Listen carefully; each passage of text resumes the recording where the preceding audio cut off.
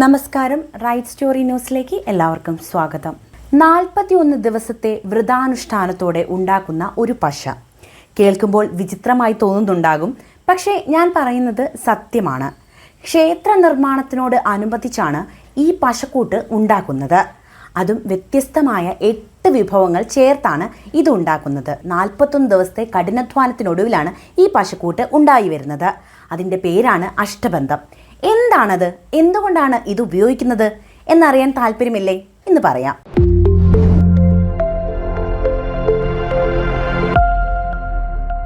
ക്ഷേത്രങ്ങളിലെ വിഗ്രഹവും പീഠവും ഉറപ്പിക്കുന്നതിനും ഉപയോഗിക്കുന്ന അതിശക്തമായ ഒരുതരം പശയാണ് ഈ അഷ്ടബന്ധം എന്ന് പറയുന്നത്. ഒരുപാട് നൂറ്റാണ്ടുകൾക്ക് മുൻപ് തന്നെ അഷ്ടബന്ധം കേരളത്തിലെ ക്ഷേത്രങ്ങളിൽ ഉപയോഗിച്ചിരുന്നു എന്നാണ് വിദഗ്ധർ പറയുന്നത്.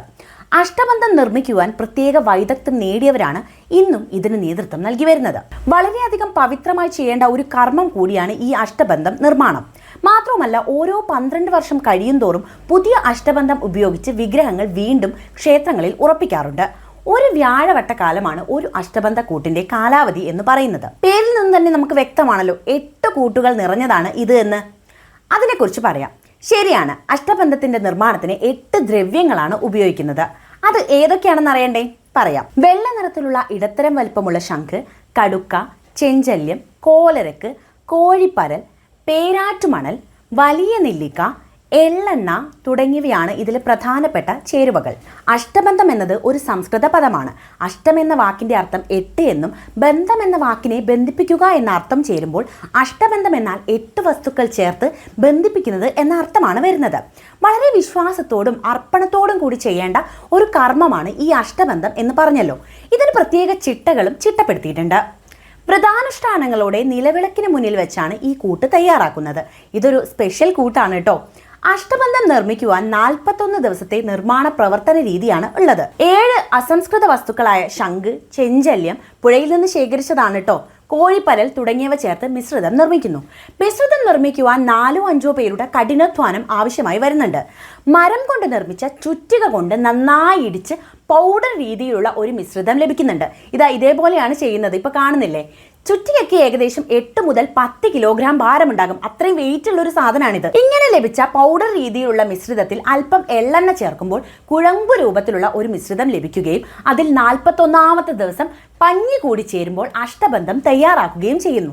ഇതാണ് ഇതിന്റെ ഒരു നിർമ്മാണ രീതി എന്ന് പറയുന്നത്. നമുക്ക് എല്ലാവർക്കും അറിയുന്ന തിരുവനന്തപുരം ശ്രീ പത്മനാഭസ്വാമി ക്ഷേത്രത്തിന്റെ അനന്തശയന പ്രതിഷ്ഠ കൃഷ്ണശിലയിൽ നിർമ്മിച്ചതാണ്. ഈ കൃഷ്ണശിലയിൽ ചേർത്തിരിക്കുന്നതാകട്ടെ കടു ശർക്കരായോഗം എന്ന പ്രത്യേക പശയാണ്. അനവധി ഔഷധികൾ ചേർന്നതാണ് ഈ പശ എന്നാണ് പറയപ്പെടുന്നത്. അഷ്ടബന്ധത്തിന്റെ മറ്റൊരു വേർഷനാണ് ഇതെന്ന് വേണമെങ്കിൽ നമുക്ക് പറയാം. 8 തരം വസ്തുക്കൾ അതിന്റെ അളവിലും ഗുണമേന്മയിലും എടുത്ത് അടിച്ചു മെരുക്കിയെടുക്കുമ്പോൾ കിട്ടുന്ന പശയാണ് ശരിക്കും പറഞ്ഞാൽ ഈ അഷ്ടബന്ധം.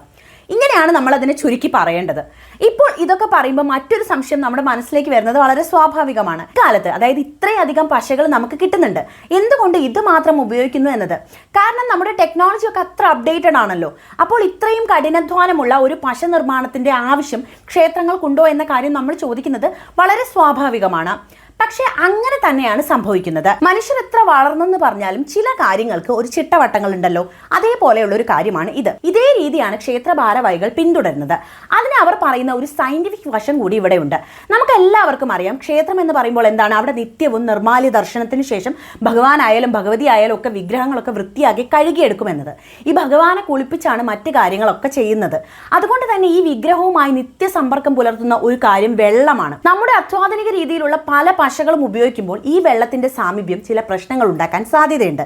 എന്നാൽ അഷ്ടബന്ധത്തിൽ ഇത്തരത്തിലൊരു പ്രശ്നം വരുന്നില്ല എന്നതാണ് പ്രധാനപ്പെട്ട കാര്യം. മാത്രവുമല്ല, വെള്ളത്തിനെ പോലെ പ്രധാനപ്പെട്ട കാര്യം ഇവിടെ എന്താണ്? അഗ്നിയാണ്, അതായത് തീ.